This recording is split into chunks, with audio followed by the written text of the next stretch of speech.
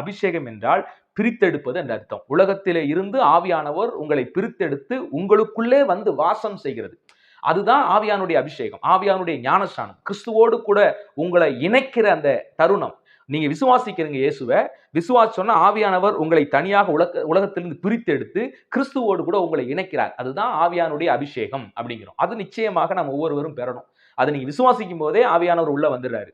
ஆனா வரம் என்பது தனியாக கொடுக்கப்படுவது. ரெண்டாவதா எப்படி அதை தனியா வசனம் எழுதி பாருங்க.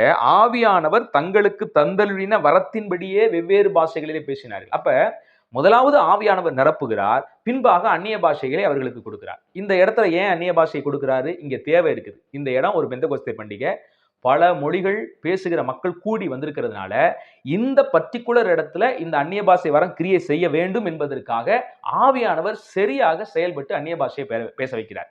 அதனாலதான் இந்த அந்நிய பாஷை வரம் பர்டிகுலரா இங்க பொழிந்துவிடப்பட்டது.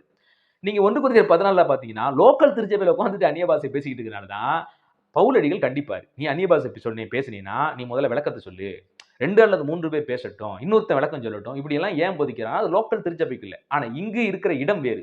எல்லா மொழியும் தெரிந்த மக்கள் அந்த பெந்தகோஸ்தே பண்டிகை கூடி வந்திருக்கிறதுனாலதான் இங்கே அந்த முக்கியமான அந்நிய பாஷை என்கிற வரத்தை ஆவியானவர் பொழிந்தருளினார் என்று அப்போஸ்தலர் நடவடிக்கைகளின் புத்தகம் 10ஆம் அதிகாரம் 44வது வசனம். இந்த வார்த்தைகளை பேதுரு பேசிக் கொண்டிருக்கையில் வசனத்தை கேட்டவர்கள் யாவர் மேலும் பரிசுத்த ஆவியானவர் இறங்கினார்.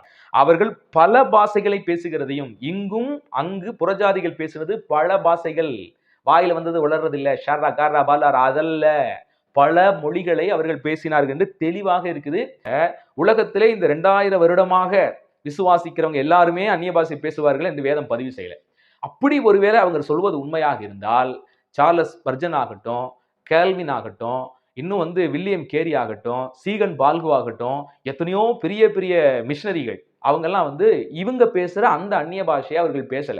உஷாரா பல்லாரா அப்படின்னு அந்த மாதிரியாக அவர்கள் பேசவே இல்லை. இவங்க பேசுற அந்த இது பாத்தீங்கன்னா 19ஆம் நூற்றாண்டுல 1906 அமெரிக்காவில இருந்து தான் இது கடத்தப்பட்டு எங்கும் இன்னைக்கு இந்த ஆவி பரவி இருக்குது. ஆனா வேதாகமத்தில் சொல்லப்பட்ட அந்நிய பாஷை இவர்கள் பேசுவது இல்லை. நான் ஏற்கனவே பல வீடியோல விளக்கிட்டேன். இது போலி, இவங்க பேசுறது போலி. ஒரிஜினல் அந்நிய பாஷை வேற. அந்த ஒரிஜினலை நாமும் விசுவாசிக்கிறோம். ஆனா அது எல்லாருக்குமான வரம் இல்லை. அதுதான் ஒண்ணு.